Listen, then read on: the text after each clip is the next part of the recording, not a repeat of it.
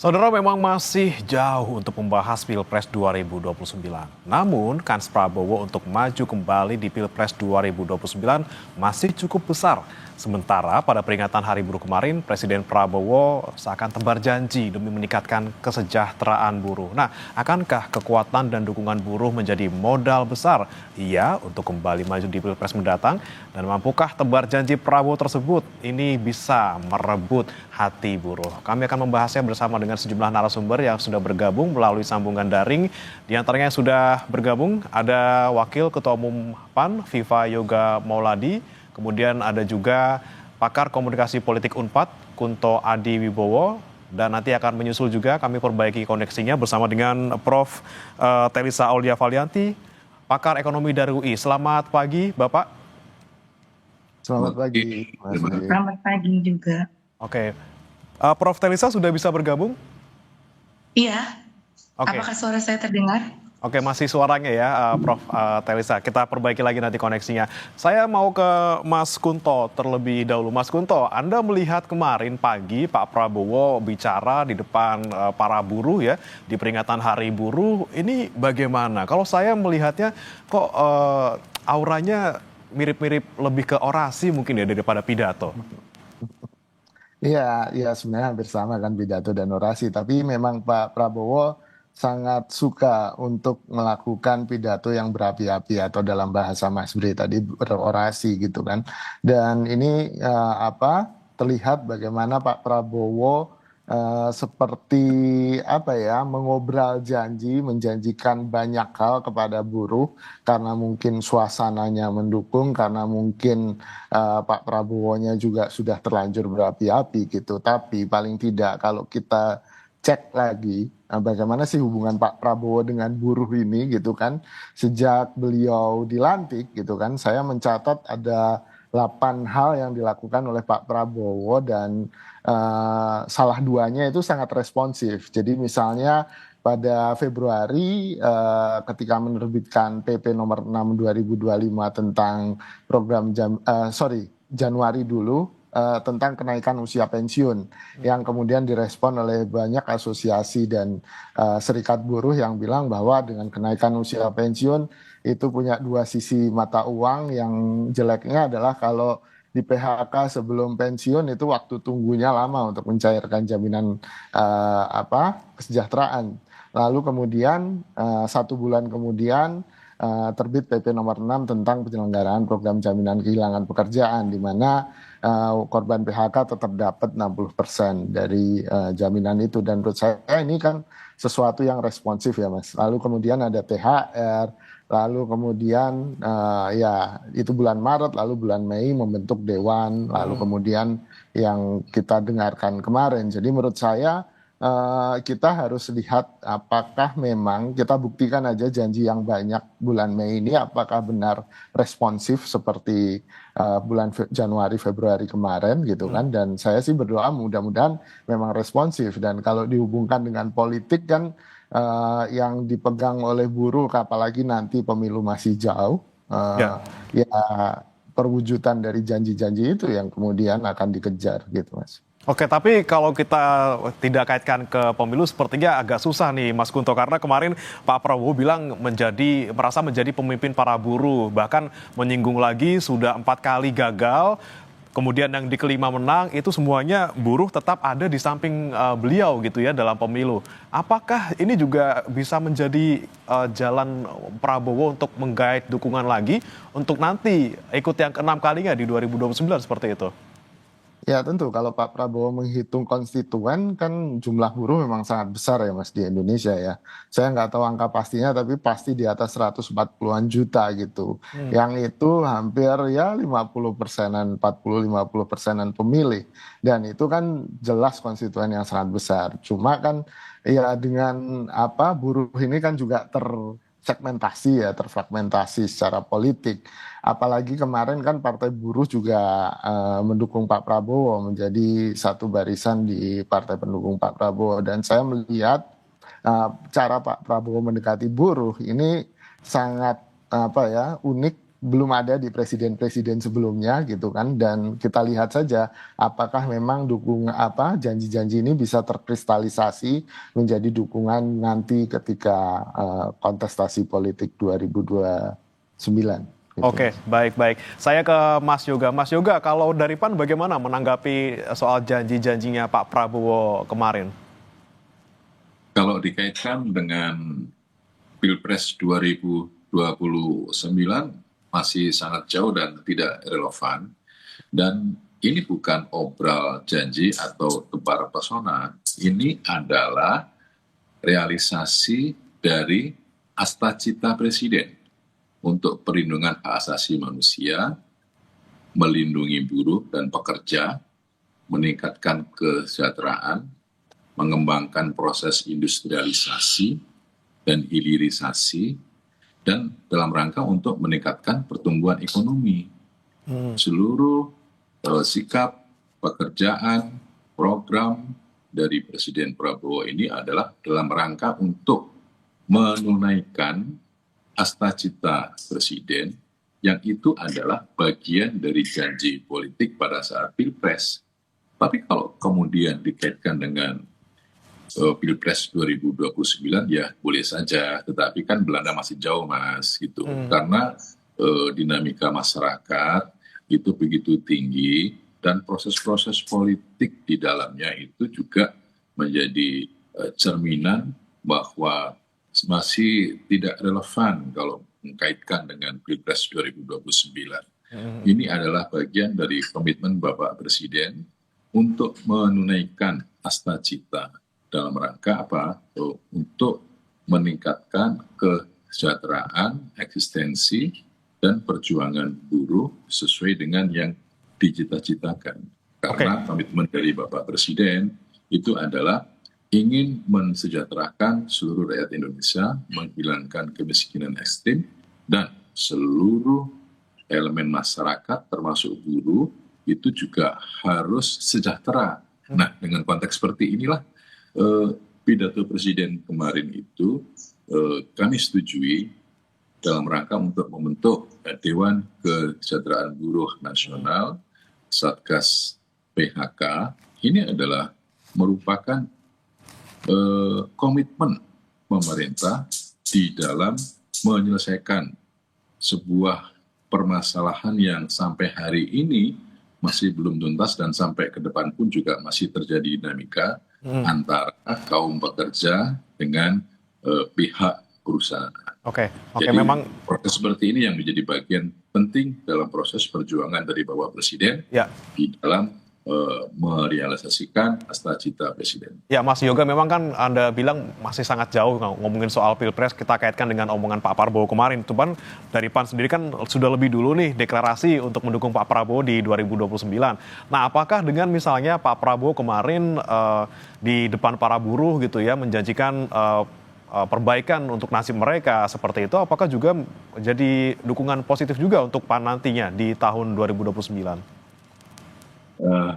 PAN mendeklarasikan Pak Prabowo untuk calon presiden 2029 itu dalam rangka untuk mewujudkan stabilisasi politik. Biarlah proses-proses politik yang bersifat elektoral bagi Partai Amanat Nasional diselesaikan sedari awal dalam rangka apa?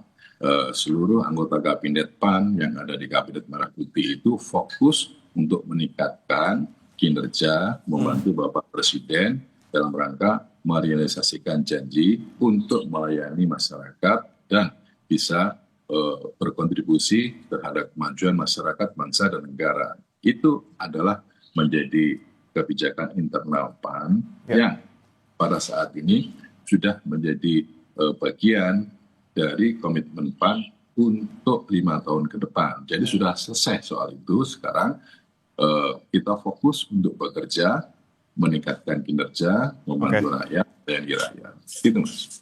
Baik. Saya ke Prof. Telisa. Prof. Telisa, kalau misalnya Anda melihat kemarin gitu ya, ada beberapa janji yang disebutkan oleh Pak Prabowo, misalnya penghapusan outsourcing, kemudian ada juga yang mungkin agak di luar konteks gitu ya untuk menggratiskan pendidikan seperti itu. Nah, di tengah kondisi kita yang lagi seperti ini, Prof. Telisa, apakah pidato dari Pak Prabowo kemarin bisa direalisasikan seperti itu? Iya, saya pertama mungkin mengapresiasi ya kehadiran beliau di acara buruh, kan disebutkan dalam sejarah itu pertama ya. Mudah-mudahan ini bukan hanya simbol tapi memang tadi bisa dikristalisasi dan diwujudkan, karena buruh ini kalau saya memandang, karena saya sebagai pengamat ekonomi, buruh adalah salah satu komponen masyarakat yang berada di kelas menengah. Mereka adalah penopang ekonomi bagi perekonomian kita. Jadi apabila Presiden menjanjikan untuk meningkatkan kesejahteraan para buruh atau menciptakan lingkungan yang kondusif untuk buruh, harapannya itu bisa membantu pendapatan kelas menengah dan pendapatan rata-rata income per kapita kita. Jadi itu sangat sesuai dengan cita-cita Indonesia Emas 2045 bahwa kita ingin meningkatkan pendapatan rata-rata. Nah, buruh ini adalah salah satu yang perlu kita perhatikan karena memang berada di kelas menengah tadi yang menjadi penopang konsumsi kita ya, menjadi penopang pertumbuhan ekonomi. Jadi apakah itu bisa direalisasikan atau tidak? Sebetulnya bagaimana kita mengelola keuangan negara kita dengan baik, terutama tadi dari sisi APBN. Nah, tapi dukungan kepada buruh sebetulnya bukan hanya dari APBN, tapi dari regulasi. Nah, jadi harapannya nanti regulasi-regulasi ke depan itu memang betul-betul lebih memperhatikan lagi. Jadi gini, Presiden itu kan harus di tengah-tengah ya, bukan hanya kepentingan buruh, tapi ada kepentingan pengusaha, ada kepentingan investor. Nah, bagaimana nanti lebih proporsional lagi kepada kepentingan. Tadi contoh bicara outsourcing. Nah, kemarin di UCK kemarin banyak yang mengkritisi bahwa itu lebih banyak pro kepada pengusaha karena outsourcing ini kan memang lebih banyak merugikan buruh begitu, karena di undang-undang sebelumnya itu kan ada batas tidak terus-terus bisa di outsource, nanti harus diangkat pegawai tetap. Nah, itu kemudian ini akan dihapus. Nah, nanti kita akan lihat sih, maksudnya harus dikaji lagi secara akademik mana yang optimal, tapi tadi tetap mengedepankan bukan hanya salah satu pihak kepentingan, karena kita sebagai satu bangsa bersama nggak bisa hanya salah satu pihak saja.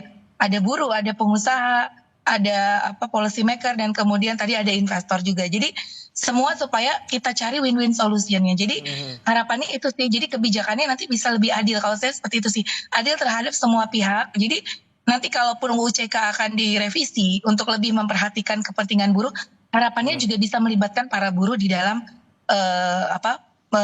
merumuskan pasal-pasalnya nanti supaya tadi tidak berat, misalkan kayak kemarin ada pandangan UCK lebih berat ke kepentingan pengusaha seperti itu. Jadi kita temukan semua kepentingan stakeholder supaya nanti undang-undang kita itu lebih bisa memberikan ruang bagi pengembangan dan kesejahteraan buruh, tapi juga tetap menjaga iklim usaha untuk pengusaha dan investor juga. Jadi harus cari tengah-tengahnya sih.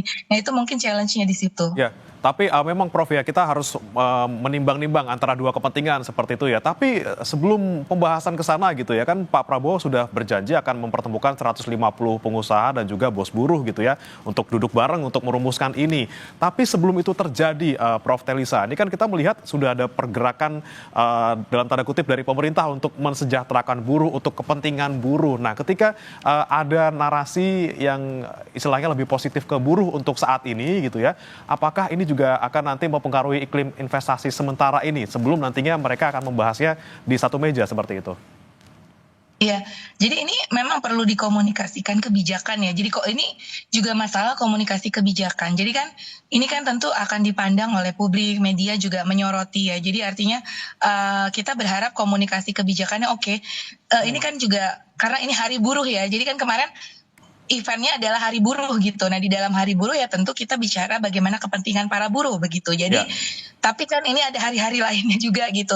Artinya bahwa itu sekedar mengingatkan bahwa ini kita juga harus ada pro kepada buruh, karena selama ini gini kan, pada umumnya orang memandang bahwa ya policy maker mungkin juga lebih banyak dari sisi kepentingan pengusaha mungkin selama ini ya, kalau di Dewan Pengupahan dan sebagainya, maksudnya bukan di dalam bicara pengupahan UMR, karena selalu tidak pernah puas. Nah, tapi jadi mempertemukan antara kedua belah pihak, kayak kasus kemarin juga kan THR dan sebagainya, mempertemukan memang tidak mudah. Nah, itulah peran pemerintah harus mempertemukan dan mengkomunikasikan. Jadi ketika misalkan bilang buruh akan sejahtera, ya sebetulnya pengusaha juga oke, Pak Presiden juga ingin lebih memperhatikan kepentingan buruh, tapi jangan lupa juga bagaimana misalkan kemampuan usahanya kan nggak bisa dipaksa juga ya. Misalkan dunia usaha mampunya membayar sekian sesuai dengan market ataupun analisis bisnis begitu ya, bahwa ada apalagi kita misalkan bicara persaingan dengan Vietnam gitu, kita suka dibandingkan nih gaji buruh kita nih, buruh bilang kerendahan, tapi pengusaha bilang kalau dibandingkan dengan Vietnam dan lain sebagainya kita ketinggian.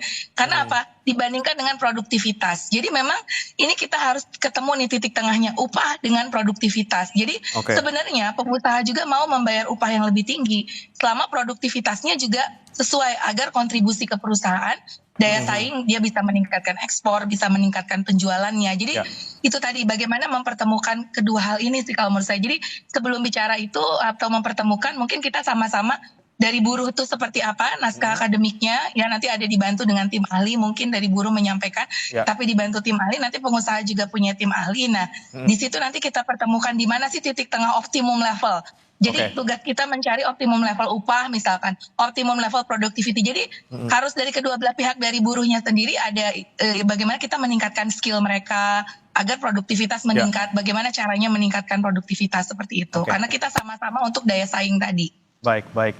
Sekali lagi ini memang kita perlu mencari titik tengahnya ya, Prof. Telisa terkait ini. Tapi kalau kita bicara lagi soal politik ini ya, terkait dengan omongan Pak Prabowo kemarin gitu, saya ke Mas Kunto lagi. Mas Kunto, sepertinya kalau kita perhatikan ada fenomena di mana seorang politikus ataupun misalnya pejabat gitu ya, itu sepertinya mengandalkan dalam tanda kutip itu orasi ataupun narasi yang sifatnya populis gitu ya, yang mendukung banyak masyarakat, terutama di kaum menengah ke bawah. Nah, kalau Anda melihat apakah memang pembicaraan Pak Prabowo kemarin ini juga salah satu upaya untuk menggait dukungan tersebut?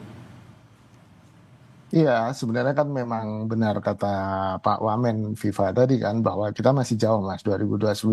Tapi paling tidak hampir semua pemimpin dunia yang ada sekarang, contohnya Donald Trump, lalu Modi di India, dan banyak lagi yang gaya kepemimpinannya ini memang gaya populisme gitu. Jadi memang dia berusaha merangkul rakyat dan anti elit gitu kan, sehingga kelihatan lebih merakyat, lebih populis, dan orasi-orasi atau narasi-narasi atau retorikanya ya memang selalu seperti yang dilakukan oleh Pak Prabowo, bahwa banyak maling, banyak koruptor, saya nggak takut mati, saya diancam. Nah seperti itu untuk membela kepentingan masyarakat, dan menurut saya ini bagian dari tren politik dunia. Ini tidak hanya terjadi di Indonesia gitu. Tapi apakah ini terbukti efektif? Ya nyatanya memang efektif di beberapa negara kan. Tapi jangan sampai isunya lari ke rasis, ke etnisitas. Ini yang kita berusaha hindari. Dalam koridor itu Pak Prabowo masih oke. Dalam artian ya populismenya populisme yang terkait dengan kelas pekerja, dan ini kan sesuatu yang sebenarnya perlu diapresiasi. Yang kedua, kalau menurut saya Pak Prabowo juga punya PR. Kemarin kan sebelum peringatan Hari Buruh ini kan, kalau isunya adalah kemiskinan, kita dapat data dari Bank Dunia, ternyata angka kemiskinan kita 60%-an kan gitu.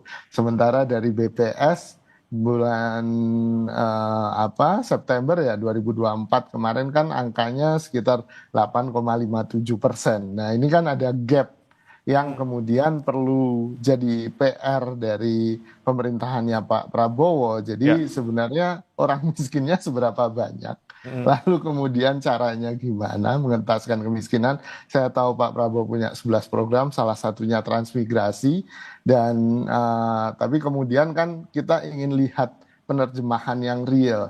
Kita ingin lihat di lapangannya akhirnya gimana. Benarkah dengan 11 program itu bisa mengurangi angka kemiskinan tanpa kemudian mengotak-ngatik angka kemiskinan, threshold uang kemiskinannya gitu. Jadi kan ini yang jadi problem besar bagi bangsa ini. Oke, selain pembicaraan Pak Prabowo kemarin yang memang di depan khalayak ramai, kita juga sorot juga terkait dengan kemarin ini sepertinya berbeda dengan era sebelumnya, di mana biasanya tuh murni aksi, tapi kemarin seperti dalam tanda kutip perayaan. Nanti kita tanyakan ke 3 narasumber kita di Sapa Indonesia Pagi. Saudara, tetaplah bersama kami.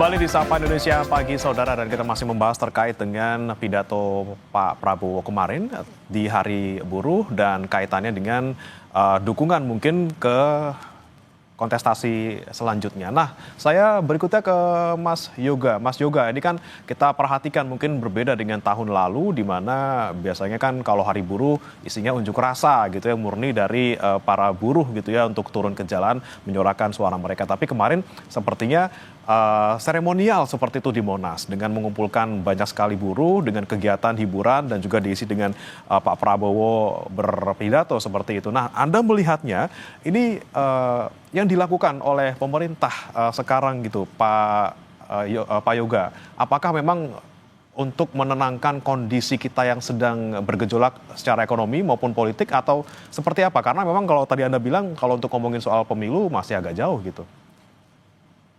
Yang dilakukan oleh Bapak Presiden Prabowo itu adalah jalan tengah untuk mengakomodasi kepentingan kaum buruh dengan kepentingan kaum investor atau pengusaha.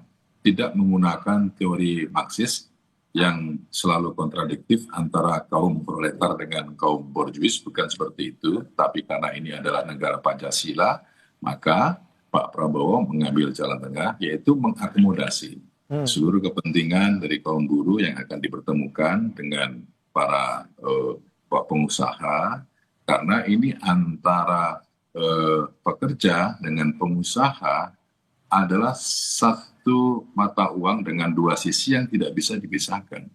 Dalam rangka untuk pertumbuhan ekonomi perlu adanya proses industrialisasi, yang itu juga membutuhkan pekerja. Tetapi pekerja itu hak-haknya harus dilindungi, mulai dari pesangon, kalau kemudian di PHK, kemudian hak kesehatan, hak penghidupan yang layak, untuk upah yang ya secara kemanusiaan juga bisa menjadi bagian penting agar mereka bisa hidup layak. Dan juga bagi pengusaha, pengusaha juga punya kepentingan dia mendapatkan meraih keuntungan.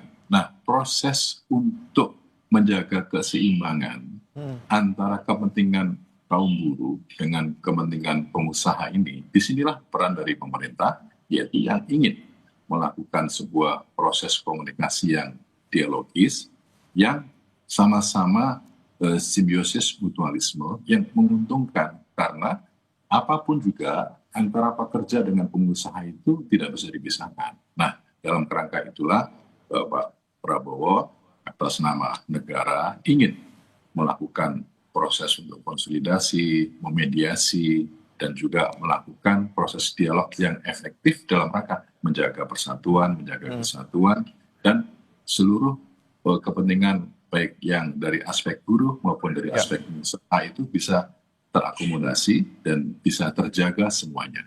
Tentunya yang kegiatan kemarin di Monas juga salah satu upaya juga untuk menarik ataupun menampung aspirasi dari para buruh tentunya ya, Mas Yoga. Saya ke Mas Kunto. Mas Kunto, kalau kita perhatikan kemarin memang tidak hanya di Monas saja peringatannya gitu ya, yang seremonial, tapi juga ternyata ada aksi lain di DPR gitu ya. Ini beberapa pihak bilang bahwa oke, kami tidak mau ikut ke Monas karena di sana kami tidak bisa bersuara gitu ya. Justru ketika kami beraksi di DPR, ini kami ingin mengkritik selama ini apa yang dilakukan oleh Pak Prabowo yang masih dalam tanda kutip ini dinilai oleh mereka itu tidak terlalu berpihak kepada kaum buruh. Anda melihatnya fenomena kemarin seperti apa nih, Mas?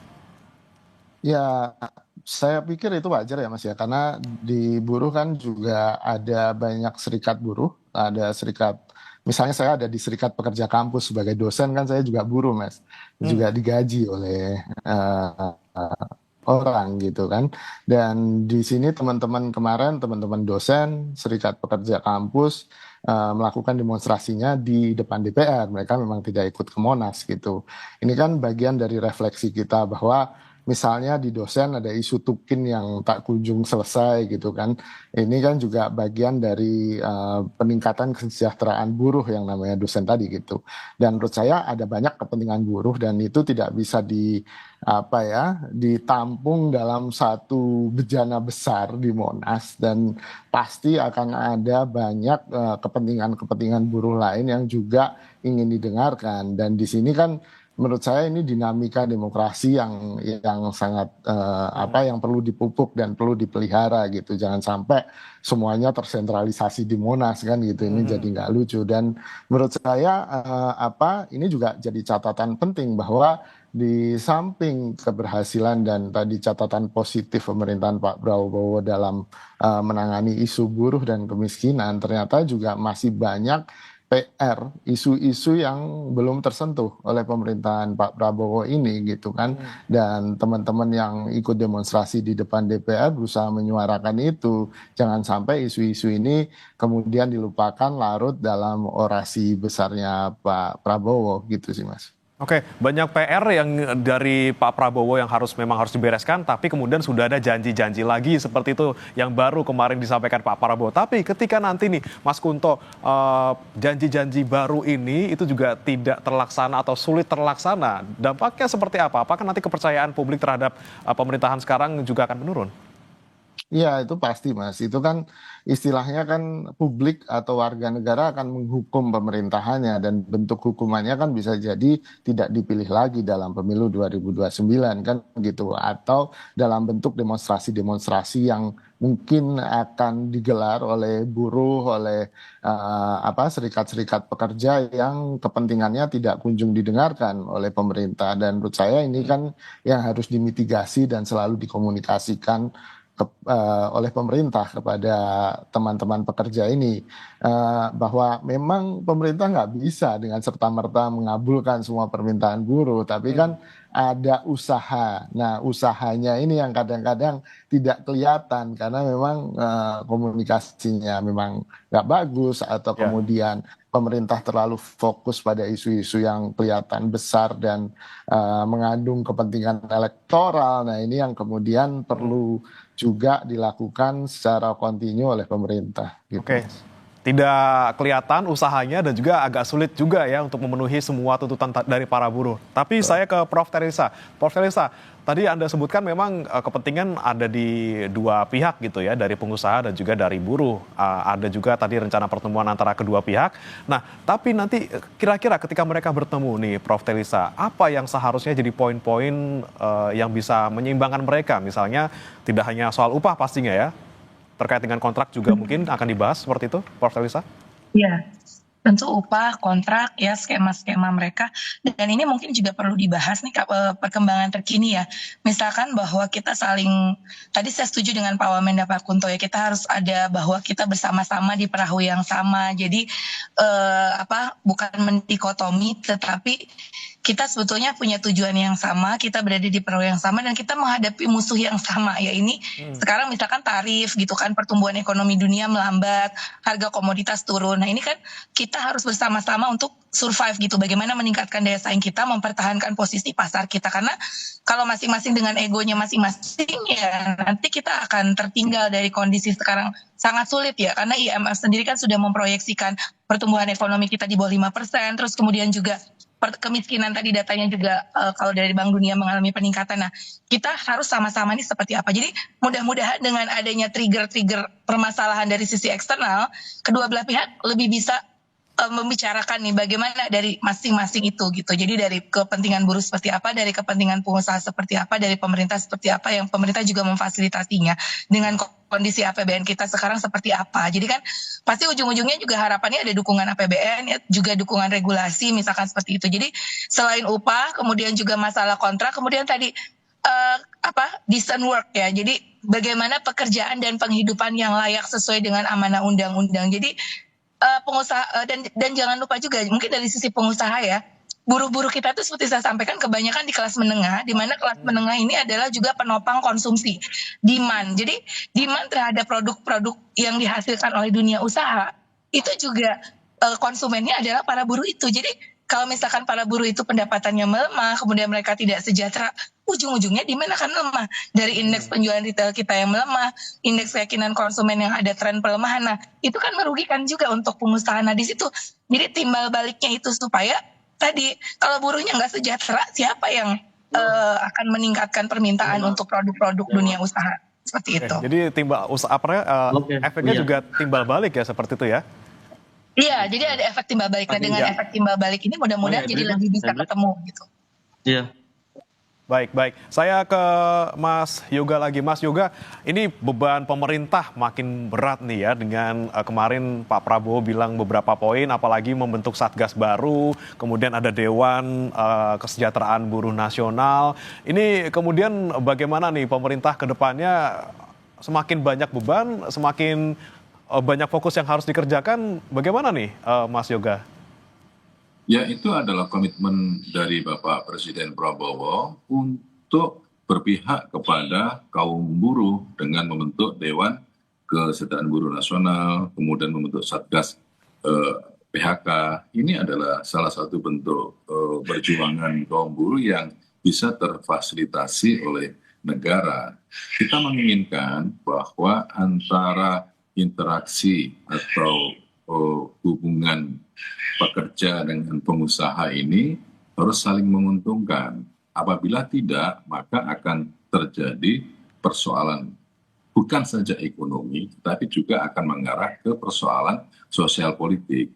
Saya setuju dengan Prof. Elisa tadi, kita harus kompak, menjaga persatuan, menjaga dinamika antara kaum buruh dengan pengusaha, karena proses untuk perjuangan dalam dunia global ini sebuah tantangan yang sangat besar, sangat berat, dan dibutuhkan kekuatan dari dalam negeri yang harus bersatu padu untuk menjaga agar proses-proses ekonomi, proses sosial, proses politik ini bisa harmonis, ya, bisa selaras, dan bisa menjadi trickle down effect dalam rangka untuk pertumbuhan ekonomi. Kalau kemudian ekonomi tumbuh kan secara otomatis terbukanya lapangan pekerjaan, pendapatan masyarakat naik, bisa sejahtera, dan ini menjadi bagian penting dalam proses untuk memperjuangkan hak-hak buruh yang terhindar dari eksploitasi, dari ketidakadilan, dari kesemena-menaan, dan itu harus menjadi kerangka dasar dari pemerintah agar bisa diperjuangkan dan kemudian diamanatkan dalam proses politik menjadi kepentingan dari Dewan Kesejahteraan Buruh Nasional. Baik, baik, Mas Yoga, kami tangkap poinnya. Kemudian terakhir sebelum kita tutup, saya mau ke Mas Kunto dan juga Prof. Telisa, singkat saja terkait dengan pembentukan Satgas dan juga Dewan Kesejahteraan Buruh Nasional. Apa saran Anda ataupun usulan Anda agar kedua Satgas ini bisa berjalan dengan efektif dan lagi-lagi tidak membebani anggaran negara, karena lagi-lagi ini ada badan baru yang dibentuk seperti itu. Saya ke Mas Kunto terlebih dahulu. Mas Kunto, silakan.